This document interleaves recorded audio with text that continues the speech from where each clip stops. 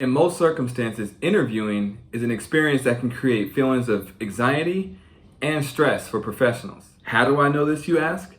I spent the last decade sitting across the table and speaking directly with hundreds of professionals around the country and across key industries, such as healthcare, manufacturing, and software engineering. The direct feedback from these same individuals is that interviewing is painful for them, and being in the hot seat is uncomfortable. This is a shared experience for all of them. And I'm here to tell you today that it doesn't have to be that way. Hi world, I'm Ty Rogers, founder and CEO of HireUp LLC, a specialized recruiting agency. And thanks for checking out my vlog. Do you find yourself growing restless or anxious as that job that you want so much comes closer? Are you someone that is not very comfortable in front of a camera or an audience of people where all the attention is on you? Do you often feel underprepared going into an interview? If you've answered yes to any of these questions, it's time to change that. Personally, I enjoy the interviewing experience, but I get it. Not everybody shares that same sentiment as me, and that's okay. My goal for this video is to heighten your perspective on how to best prepare yourself for any interview. In addition, instill on-demand confidence, creating an organic, worry-free mentality going into that interview. And lastly, I will give you the simple yet most effective way of answering any interview question for any type of job. Number one, you have to research the company that you're interviewing for. You want to research the culture and the foundation and the leadership team and the leadership structure. And once you find the leadership structure, you want to pick 2 to 4 individuals that you can dive a little bit deeper into learning, because when it's your turn and it's your opportunity to speak and they ask you questions, they ask you, do you have any questions for them? You don't just say, no, I think I'm good, I don't have any questions. You actually can speak up and say, yes, I do have a question. I noticed that you guys were founded in 2003. In the last, two years, what have you guys focus your attention on, and where do you see yourself in 2 to 3 years? Or you can say, yes, I did notice that the director of operations has progressively grown within this organization. I was curious to know what was his path and what is his role in this opportunity that I'm interviewing for today. Number 2, you have to elevate your stock. Your resume is the resume that got the interview. You are the person that the company is interested in.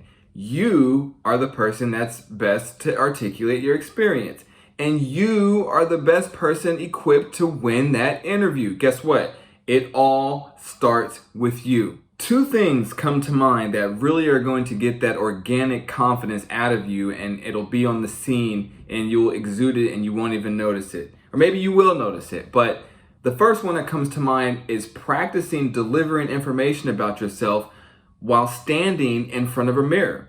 As silly as it may sound, there's so many benefits to instilling confidence and improving the vocabulary and just being able to clearly articulate the concepts and the examples that you're talking through if you're able to do them in front of a mirror. Because if you're able to do them in front of a mirror and look at yourself and smile and enjoy what you're saying, chances are you're going to be able to demonstrate that in person.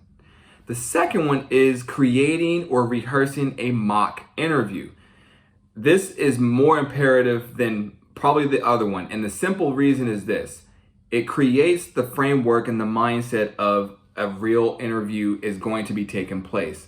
So what you're doing is you're going to be sitting down with someone that can take you serious and someone that you can take serious to ask you and grill you on tough, realistic, and strategic questions that are relevant to the job and to the company that you're interviewing for. Because ultimately, those questions are going to prepare you for anything that could arise in the actual interview.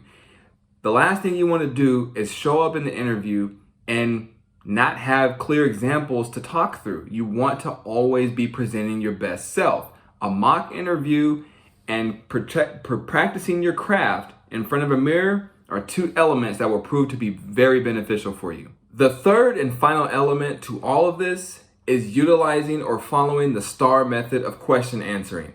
Now, a good interviewer, or A great interviewer should ask you questions using the TED-W acronym. Tell me, explain to me, describe to me, walk me through. These are open-ended questions that don't put you in a box as the interviewee. So if that's question asking, then question answering is the star. Situation, task, action, result. The key thing here, folks, is to keep in mind you want to keep your answers clear and concise. The last thing you want to do is convolute your messages and confuse your audience or give bad or unclear examples and have the person have to ask you the question a second time or rephrase the question. If you keep all of your answers within the framework of the STAR method, you will do great. I hope you found this video both insightful and inspirational. If you haven't done so already, fill out the contact form to get your discovery call scheduled so I can hear all about your staffing goals or your career aspirations. I look forward to working with you all. And thanks for choosing HireUp. Take care.